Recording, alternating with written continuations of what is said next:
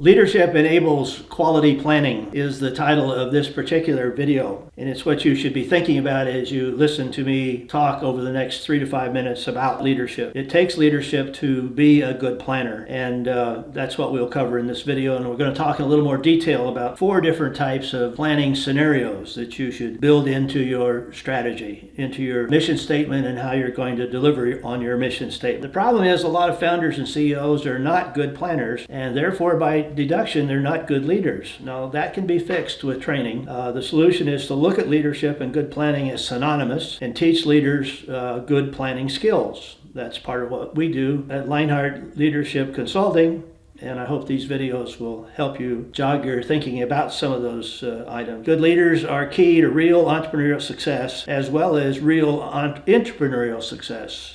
Let me say that again. Real entrepreneurial success and real entrepreneurial success. Entrepreneurial success you'll find in more mature organizations. Let me define it. Entrepreneurship is the practice of entrepreneurship. Some call it entrepreneurship innovation in a larger corporate structure. So it's really the practice of entrepreneurship in a larger corporate structure. And some companies like Apple, for example, do that very, very well. Others like Eastman Kodak didn't wake up in time and didn't do it very well. There are 5 P's of planning. Proper planning prevents poor performance. If you've ever been in the military, you know that 5 P's of planning quite well, because that's a statement that's used by the military quite often. They actually add another word in there which I won't include, but the essence is proper planning prevents poor performance. That's the motto that I use. My tagline is, if you fail to plan, you're going to be planning to fail. Regardless of what you're doing, there's a proper approach to planning and to execute each task with a well thought out plan. To get a little deeper into leadership and its link to quality planning, let's look at the 4 different types of planning which a good leader can clearly delineate. Number 1 is the strategic plan or strategic planning. Probably thought as the major form of planning because it's what we actually wrap a business strategy or a business plan around.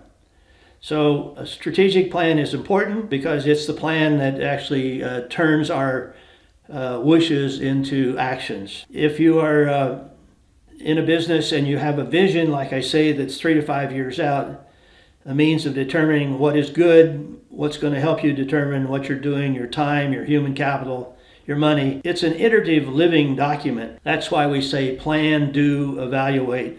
Plan, do, evaluate. That's a circle, and it's very important that you include that in your business planning practices. Another good business coach, John Storm, called it thinking, engaging, and doing, with the thinking step as the key planning building block. So whether it's plan, do, evaluate, or thinking, engaging, and doing, that's an important management process to have in your head. The second type of planning is tactical planning.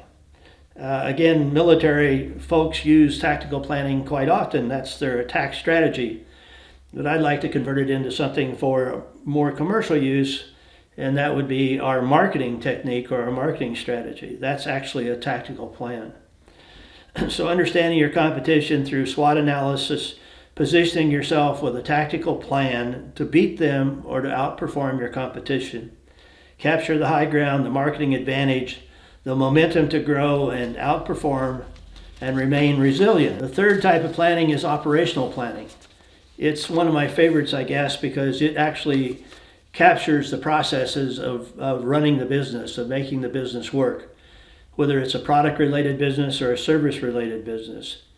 And typically the best way to build an operational plan is to build a supply chain map and to build the work processes that go with your supply chain. And a good supply chain map covers everything from A to Z. Starts with raw materials and ends with quality control and customer satisfaction. There's nothing like a supply chain map as a fundamental work process for your company. It's very, very complementary, and it's what we mean by operational planning. The beauty of supply chain management and cost reduction through supply chain management, every dollar that you save in your supply chain process or your operational plan goes directly to the bottom line and becomes $1 of profitability. So imagine you're in a sales business with a 20% return. You've got to sell $5 worth of product to make a buck. If you save $1 in your operational plan or your supply chain map, that dollar automatically goes to the bottom line, and it's equivalent to $5 of revenue. The last type of planning is contingency planning. Contingency planning is very important for a business. It's also very important for individuals. I cover that in a book that I wrote that's published by Amazon last year called 5 at a Time. It's a leadership self-help guide to help you plan your life and your career 5 years at a time. Contingency planning is a very important part of life and career planning. You're basically looking at scenarios that could happen, problems, events, situations that could develop, and you're beginning to develop plans to deal with those 1, 2, 3 steps out. Think of it like a chess match as you plan your moves ahead of your competition in your head.